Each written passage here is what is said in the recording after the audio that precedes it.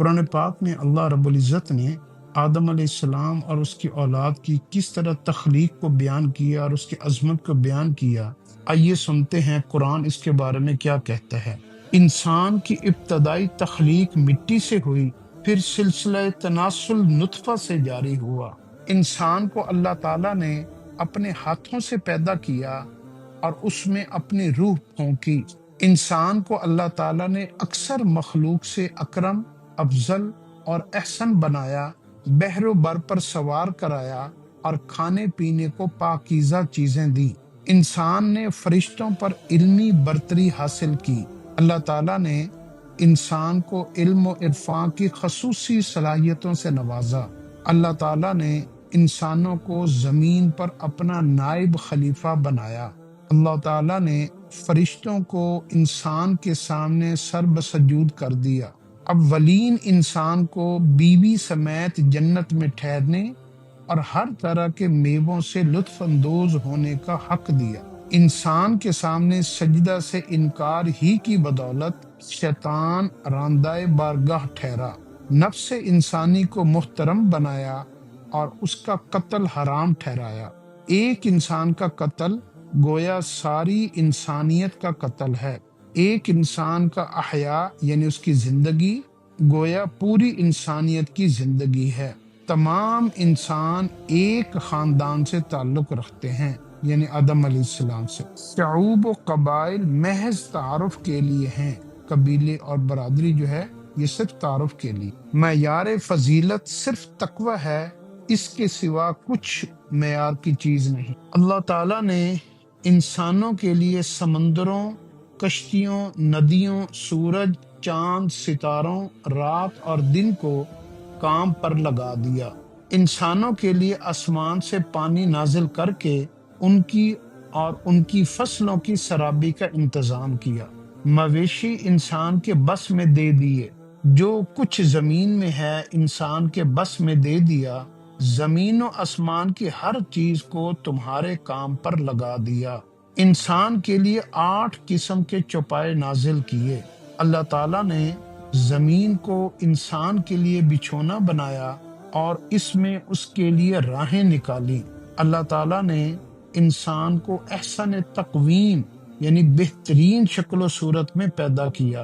انسان کو زمین پر اقتدار دیا اور اس کے لیے ضروریات زندگی اس میں ودیت کر دی۔ سبحان اللہ۔ اللہ رب العزت نے ان آیات میں انسان کی پوری تخلیق بھی بتائی اور تخلیق میں اس کو جن جن چیزوں کے اوپر عظمت دی گئی اس کی تفصیل بھی بتائی۔ تخلیق تو یہ بتائی کہ انسان کو مٹی سے بنایا پہلے انسان کو، اور پھر یہ شادی کا نظام چلایا اور نطفے سے اس کا تخلیق کو جاری فرمایا۔ یہ تخلیق کی پوری تفصیل بتائی۔ پھر اس میں اپنی روح کا بتایا کہ اللہ کی روح ہر انسان میں جاتی ہے تو انسان زندہ ہوتا ہے اور اس کو زندگی ملتی ہے۔ پھر اللہ تعالیٰ نے انسان کے لیے کون کون سی چیز کو اس کے لیے مسخر کیا، بحر و بر کو مسخر کیا، جانوروں کو مسخر کیا، انسانوں کو فرشتوں پر علمی برتری دے دی، علم سے نوازا، اپنا خلیفہ بنایا اور انسان کو اتنا عظیم بنایا کہ فرشتوں کو حکم دیا کہ اس کو سجدہ کرے، اور سب سے پہلے انسان کو اور اس کی بیوی کو جنت میں اس کا عزت کے طور پر وہاں ٹھہرایا، ورنہ شروع سے زمین کے اوپر بھی بھیج سکتے تھے اللہ رب العزت۔ اور انسان کو سجدہ نہ کرنے کی وجہ سے شیطان کو مردود اور لعنتی قرار دیا۔ یہ انسان کی عزت اور عظمت کو بیان کیا، اور انسان کا قتل کو حرام بنایا کہ ایک انسان کا اگر کوئی قتل کرے گا گویا اس نے ساری انسانیت کا قتل کیا، اور سارے انسانوں کو یہ بتایا کہ تم ایک خاندان سے ہو تاکہ سارے انسان آپس میں مل جل کر رہیں۔ سب کا باپ آدم علیہ السلام کو بتایا گیا۔ قبیلے اور وہ جو برادری ہیں اس کا بتایا کہ اس کے اوپر فخر نہ کرنا، یہ محض تمہارے تعارف کے لیے ہیں۔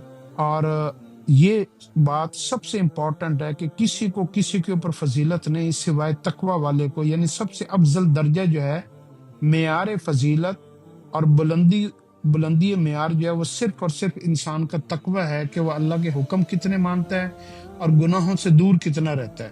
اور اللہ رب العزت نے انسان کے لیے انسان کی عظمت کو بڑے خوبصورت انداز میں قرآن کے مختلف یہ جو آیات ہم نے پڑھی ہیں ان میں بتایا ہے کہ سورج، چاند، ستارے، سمندروں، کشتیوں، ہاں جی، کہکشاؤں، آسمانوں، زمینوں، سب کو انسان کے لیے کام پہ لگا دیا ہے کہ وہ انسان کے لیے کوئی نہ کوئی چیز اس میں تخلیق ہو رہی ہے، پیدا ہو رہی ہے، جس سے انسان فائدہ اٹھا رہا ہے۔ کہیں پہ سانس لے رہا ہے، کہیں پہ آکسیجن لے رہا ہے، کہیں پہ غلے پیدا ہو رہے ہیں، کہیں سے روشنی آ رہی ہے، کہیں سے چاندنی آ رہی ہے، کہیں پانی سے سراب ہوا جا رہا ہے۔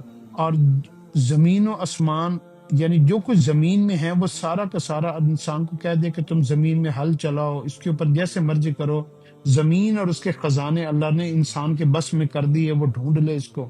اور زمین و آسمان کی ہر چیز کو اللہ رب العزت نے انسان کے کاموں پہ لگایا ہوا ہے۔ چوپائے ہیں وہ انسان کی جو ہے نا وہ انسان کی جو ہے نا وہ 8 قسم کی چوپائے ہیں جو انسان کے بس میں کر دی ہیں۔ اور سب سے بڑی بات یہ ہے کہ اللہ رب العزت نے پوری کی پوری زمین کو انسان کے لیے بچھونا بنا دیا، جس کے اوپر چلتا ہے، گھر بناتا ہے، سوتا ہے۔ تو اللہ نے جتنی مخلوقات کو بنایا، احسن تقویم اللہ رب العزت نے صرف انسان کو بنایا کہ اس کی شکل و صورت، اس کا پورا ڈھانچہ بہت خوبصورت ہے۔ تو یہ ساری انسان کی تخلیق اور اس کی عزت، اللہ نے انسان کی کیسے کیسے عزت کی، کہاں کہاں اس کو عظیم بنایا، دوسری مخلوقات کے بارے میں اللہ نے انسان کو کیسے جو ہے نا رسپیکٹ دی۔ تو یہ اگر انسان کے اندر عقل ہو تو وہ سمجھے اور اس کے اوپر وہ اللہ کا شکر ادا کرے اور اللہ کے نافرمانی سے باز آ جائے کہ میرے رب نے میری اتنی عزت کی، میں اپنے آپ کو اپنے ہاتھوں سے ذلیل نہ کروں۔ اللہ ہمیں اس کی سمجھ عطا فرمائے۔